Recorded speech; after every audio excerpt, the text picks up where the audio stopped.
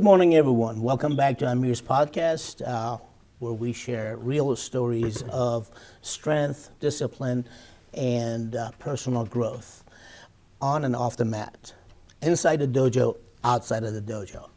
So today I have a great honor of having two very special friends, a father and daughter duo, Alex Petrovich and Olivera Petrovich. Now, Alex has been a good friend of mine for almost 40 years. We've been training together. He's one of our black belts, also one of the head coaches of Amir Academy and the Battle of Tampa Bay. Alex was born and raised in Canada. Is that correct, Alex? Yes. And I know he came to the United States at age 18, and shortly after that, when he turned 19, he joined the United States Army. Thanks for your service, sir. No, thank you. I know you were a medic. Is that correct? That's correct. And I know that passion also led you into going into college and studying to become a doctor of pharmacy. Is that correct? That's correct. You're a pharmacist. So I know you don't like to be called a doctor, but I think you are. I know for sure you're a doctor, and I respect your title. And I'm sure everybody understands.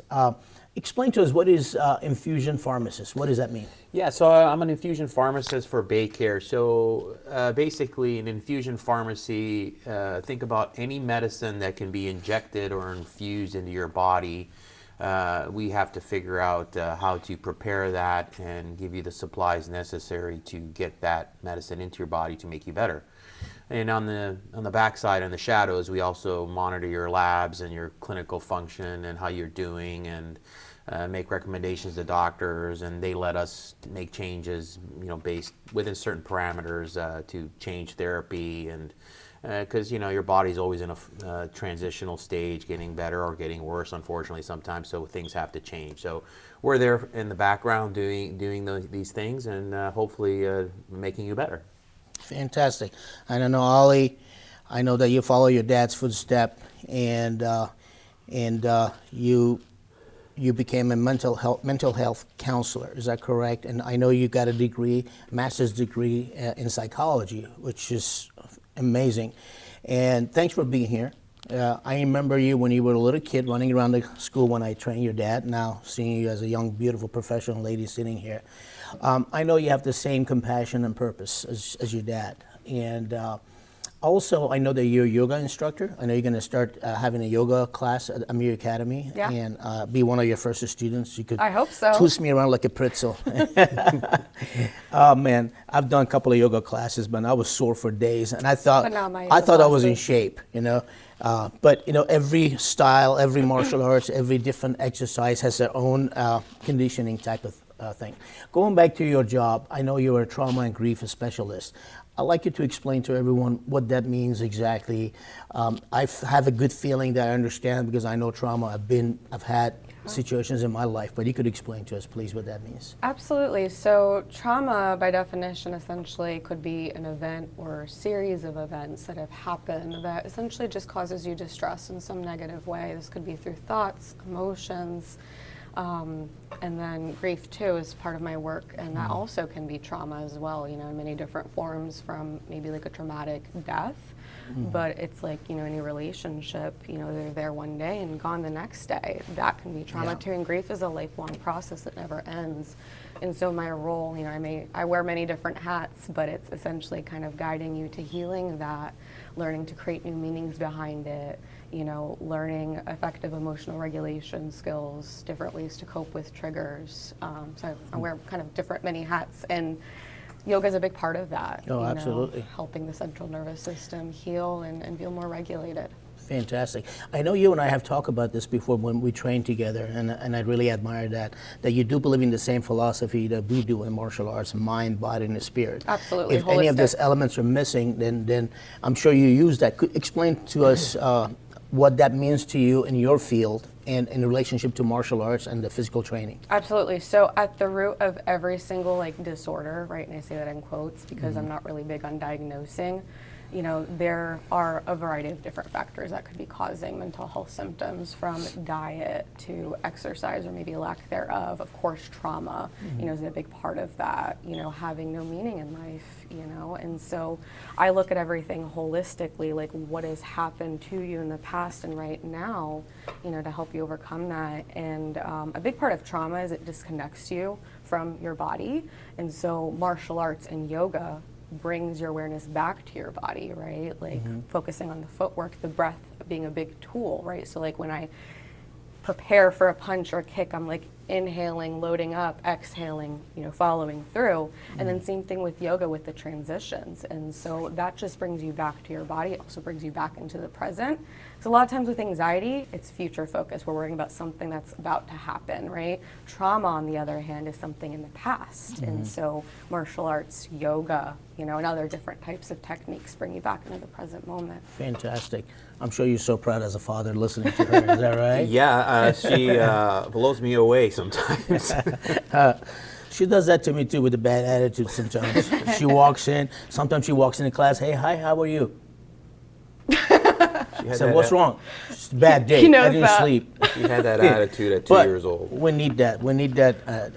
I am a multi-dimensional human. I have different, I love different phases like the moon. And I got to tell you, she's become a great martial artist. I mean, she's been training only for 3 years. Great punches, great kicks, great training. And having the fact that she's a mental health counselor and study psychology, she could use that a lot into her training. And she knows how to combine everything. I think to me that's it's literally come hand in hand with it. Absolutely. So I think the mentality of having a psychology of combat or is something that you're probably very good at because of your background. Thank you. Yeah, fantastic. So how long have you been doing yoga? It started in grad school, so about 2016. I've actually had to come back to the practice a couple of times. I tried before 2016 with a friend, and my dad knows this about me. I have to be good at something immediately. Oh boy. And so I wasn't good at it immediately, and then I came back to it in grad school, and I was like, okay, the research shows that this helps with mental wellness, and with grad school, you're under stress, anxiety, very, very hard on myself, unfortunately, or it was rather. And so yoga was a tool for me to just cope with stress, do something good for myself. I remember both my parents, they're like, wow, you're glowing. I was going to yoga 3 times a week and then doing my studies, and it just really, really helped me just kind of release that stress. And we store stress in the body trauma too. And so one of the ways that yoga actually helps is it releases that trauma. The hips is an area of the body where we tend to store a lot of trauma. The shoulders as well. And so different postures help you release some of that. Sometimes you can even have emotional releases in the classes. I've had that happen. I've had that happen with clients too. Well, I'm going to drift away from yoga for a second and go back to a subject that is very close and dear to me, because I've trained a lot of people in the last 40 years, and I've had a lot of students that they've been dealing with the demons of addiction and drugs and alcohol. In your practice, I'm sure you do help a lot of people with alcohol addiction or drugs, and there is a special technique. I'm sure there's special ways you could help with this. People, explain that to us, because I had a guest last week, one of our own students, and he doesn't mind me mentioning his name, Brandon Spencer, one of my good fighters, who had... I think I met him recently. Yeah, you were at his last fight, MMA fighter, and then I'm going to have him again because his story was so compelling and beautiful, knowing what he has gone through. And then I have another guest today. What I want to know about your point of view when it comes to therapy for people with addiction. Absolutely. So actually my very first counseling job was at an inpatient residential facility for women, battling really, really severe addiction from alcohol to IV drugs. And like with everything, it has a root cause. No one just decides to become addicted to something. And oftentimes it can be trauma, it could be lack of support, in their life. It can be multiple different things. I know that there was the opioid crisis in, the 2010s, and that unfortunately got a lot of patients addicted because opioids, and my dad can talk about this too, it just builds up a tolerance into your system. And so it's so hard to break. So there are just like, a bunch of different reasons why someone might develop that, unfortunately. And it's a spectrum too. So it's like trying to help the person, identify different coping skills outside of substance abuse. And it's not just stopping it, but replacing it with something more positive. It's also increasing positive support and then addressing any sort of trauma that might be causing it. I think you and I could work very closely together because Oh, I yeah. do have a lot of students, because I don't just teach perfect people, okay? Yeah. I mean, nobody's perfect. I have people come here because they need help.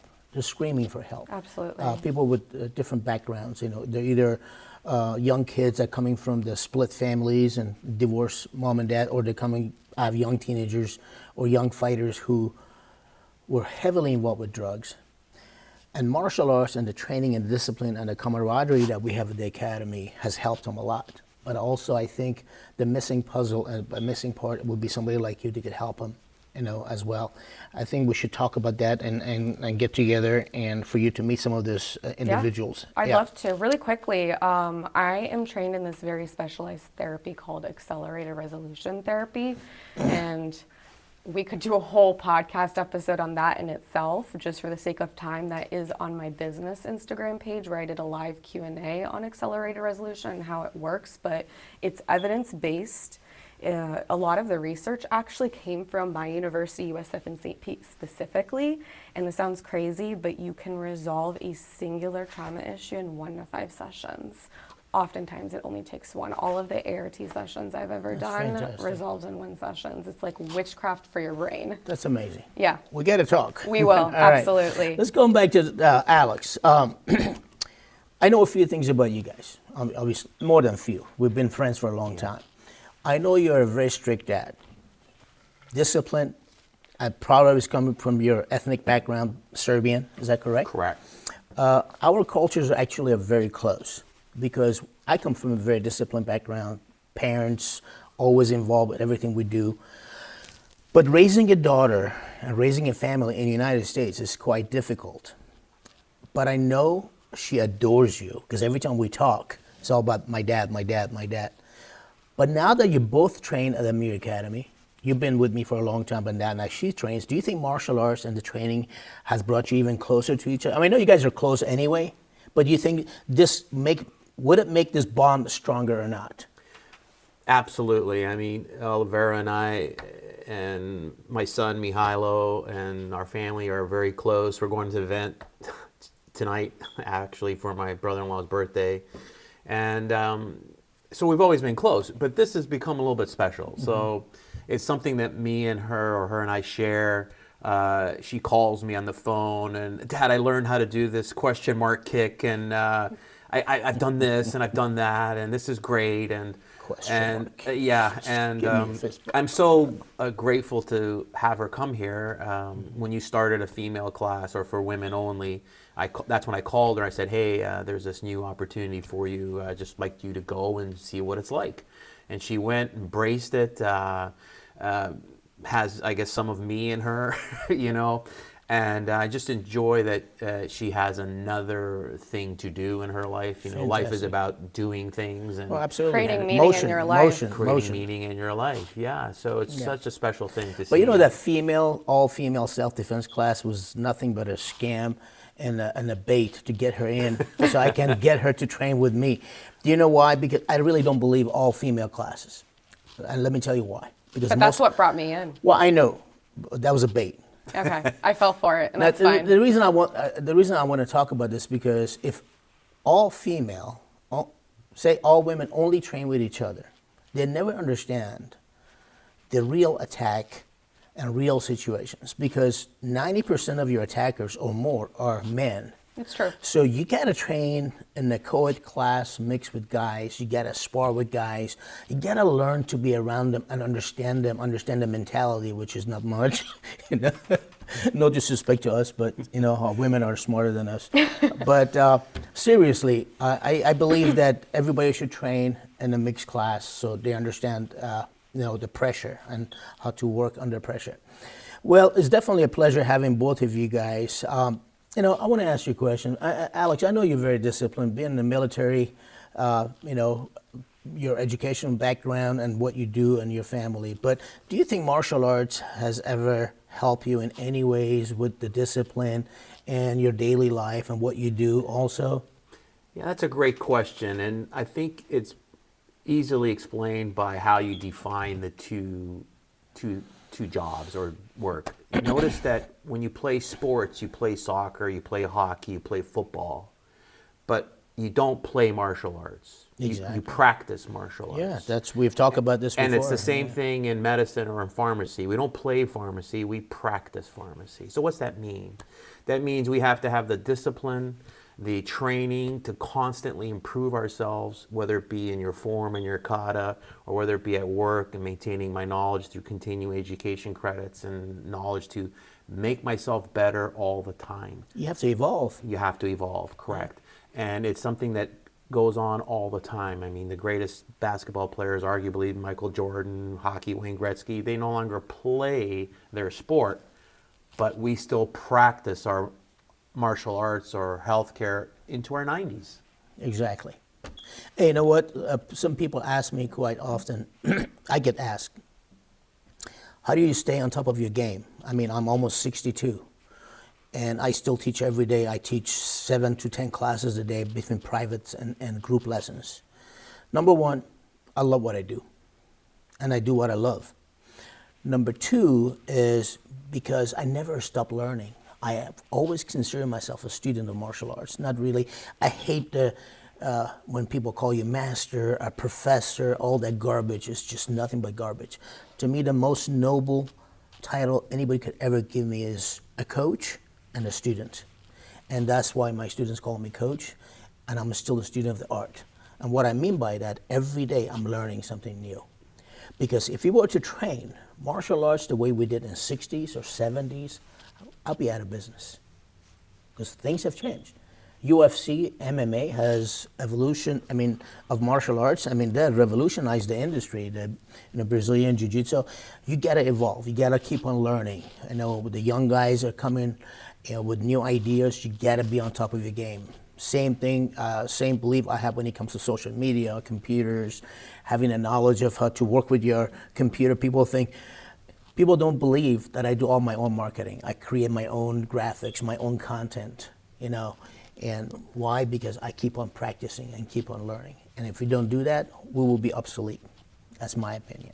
Can I jump in really quickly? Some fun facts. We have a part of the brain called the anterior cingulate cortex. Dad probably knows this too, right?